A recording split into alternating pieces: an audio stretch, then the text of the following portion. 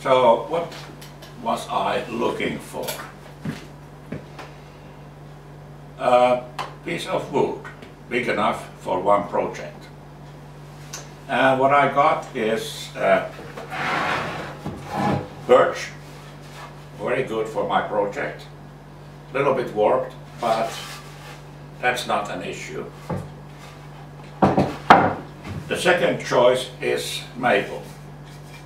This one has been drying out about for 4 years. And I've been saving this wood for a certain project.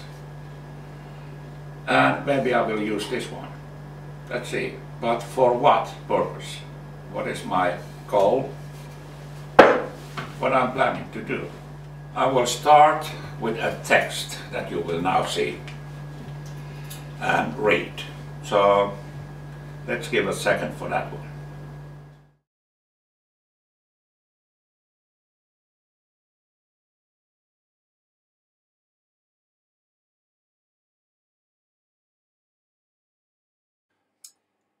This video is my contribution to the invitation I received from the Woodworking Europe campaign.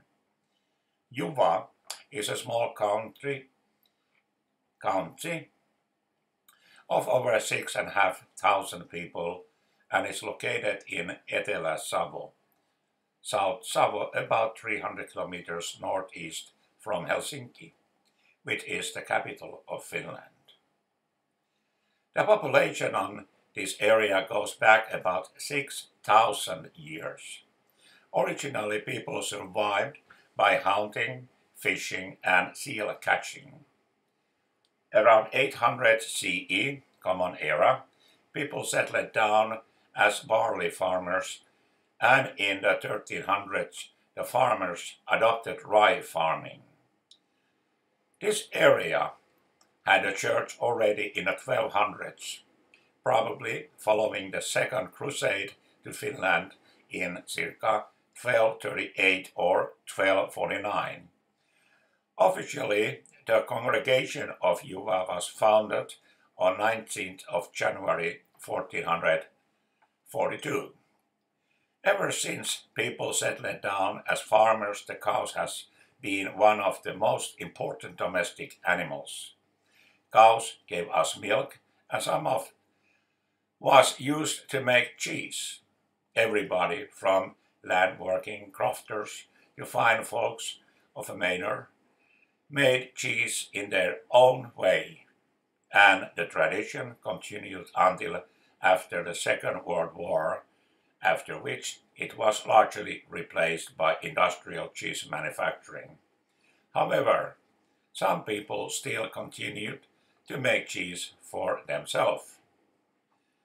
Various Finnish tribes and areas had their own characteristic cheese mold carvings that identified the origins of the cheese, and this is my choice of an object to craft, a cheese mold. After I have shown you how to make one, my wife will use it to make our own cheese, the first one ever produced in our home.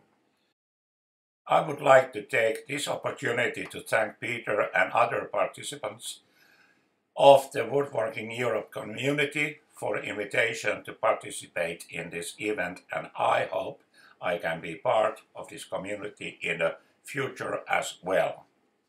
Oh, and as a final note, I can tell you that my mother's kin have been living in this area for centuries, and back in the day we had our own dairy where they used it to make, you guess it, cheese among other milk products. So let's continue and see how it all turns out to be and how I did and how it tasted.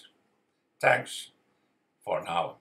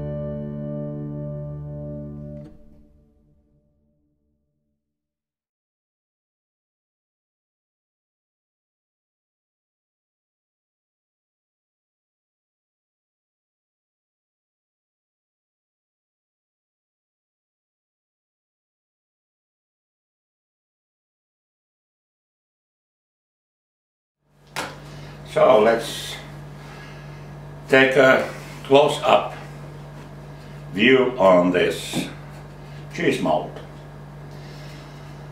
The box itself is here. I still need to do some sanding in the corners, the end grains on the both sides.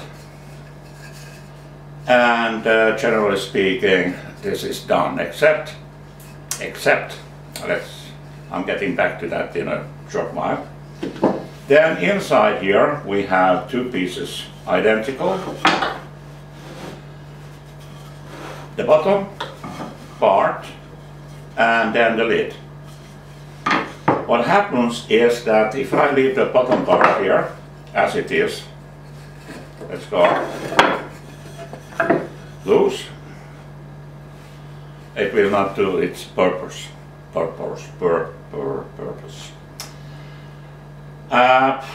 It's not good when you lose your floor. You can't walk on that one. Here you can see there is a cap. There's a cap between. It's about 3 millimeters, and there is a cap on each side, 3 millimeters too, and that is for the liquid to escape from this box. And what I will be doing is, I still got this piece of birch. I will put under here a small legs, and the legs will keep this, let's say, the floor on its place. And when the cheese has been cured and you want to take it away, okay, there will be a, I don't remember in English name, but a cotton piece that the liquid can penetrate. You will see when I do the cheese, to lift it up, or just to turn around and you will have it. And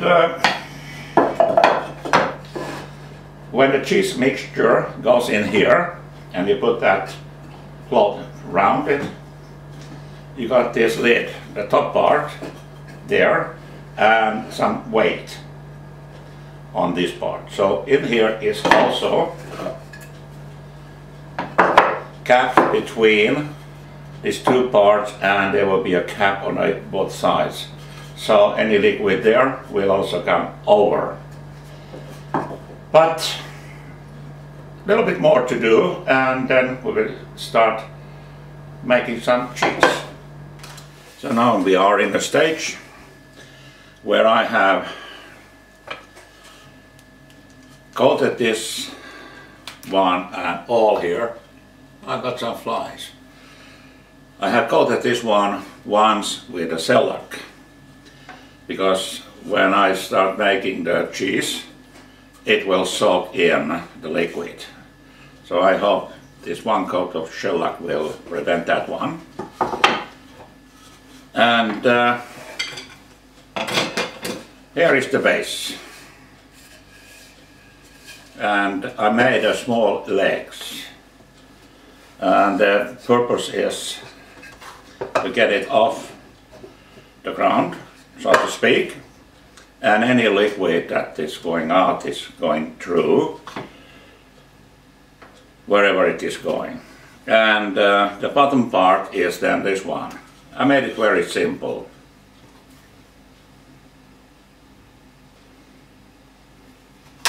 As you can see, nothing fancy, just a few grooves in there. And I could have done a little bit more or whatever, but I just got the feeling that is too much. So this will do it. So that will go in here.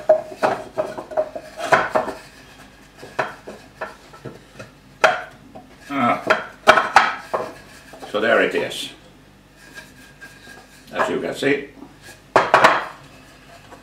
And small caps around for the liquid. I don't remember what it's called in English when we do the cheese. There is, we say in Finnish, hera. I should know that in English too, but anyway, and when the cheese is in there, you will soon see it. And this is the lid. go and make some cheese. So here we have now a project to make a homemade cheese. And the first test to use this one. So let's begin.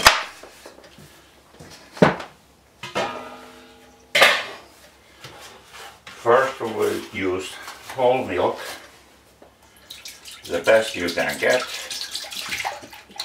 and in this case 3 liters.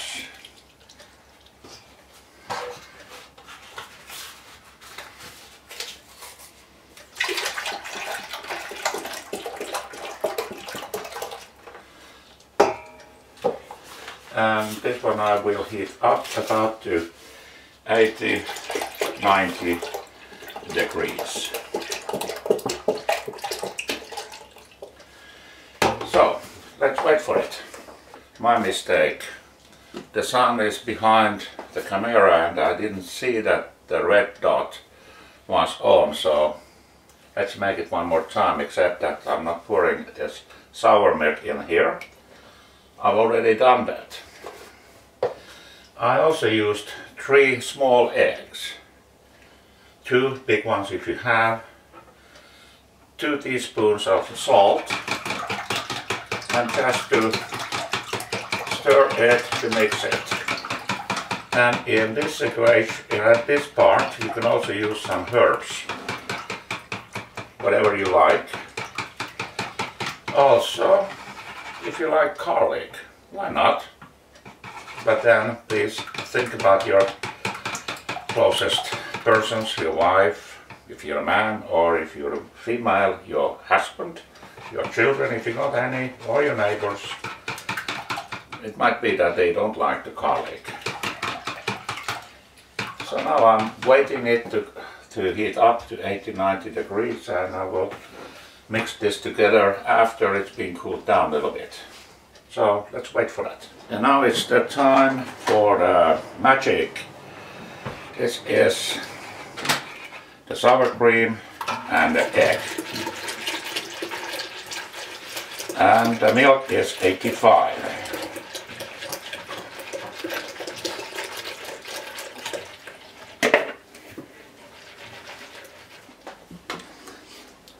So far so bad. I must say that the recipe I used for this one, and actually it's also first time in my life I've done something like this, but this recipe was total disaster because there was one, not ingredient, but one step to do after you mix the sour milk with the hot milk. You need to boil up it, the whole thing, and that's what I did not do. So I did boil up it later on, but here it is, and I will make one more just for fun and see that it must be done. And I have here the cheesecloth. We put it over. This one is a little bit of oversized, but it doesn't matter. And then the lid on, a small pressure, and now you can see that I have his small legs, if you see under there. And what was the name now for this liquid that is coming out? It's on my tongue, but alright, it's not. So a little bit pressure on this one, and the whole thing is above the liquid that is dropping down. So that was one of my ideas, and it's good. So now I will leave it here, and then I will put in the fridge for 12 hours, and we start eating tomorrow. And that will be excited. Okay, here is the time for the truth.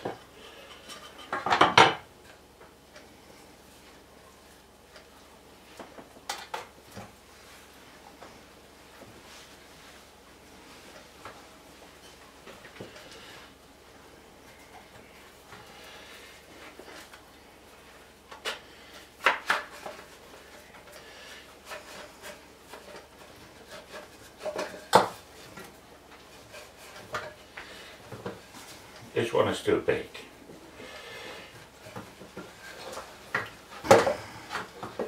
Yeah.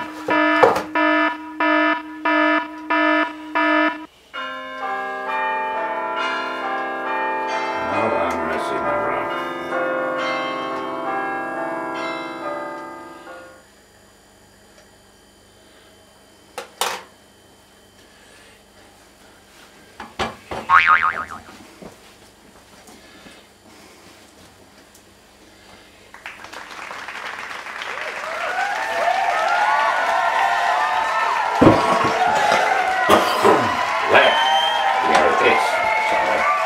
May I have a fork?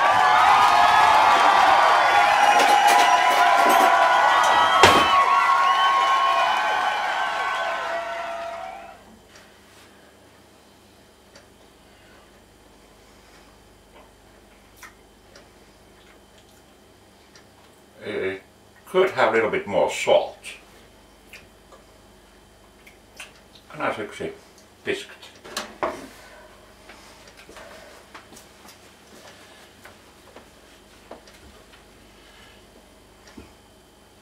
Well, this is not mozzarella, but yes, I can eat this one.